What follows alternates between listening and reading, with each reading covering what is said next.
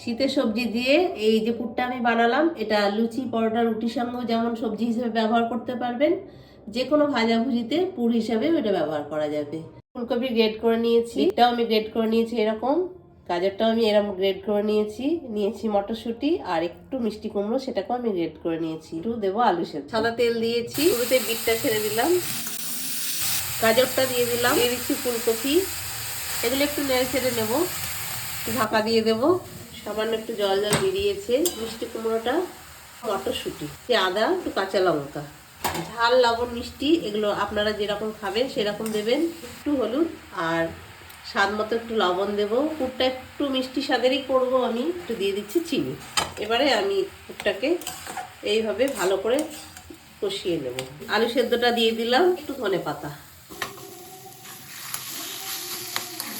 সবশেষে আমি দিয়ে দিচ্ছি একটু ভাজা মশলা।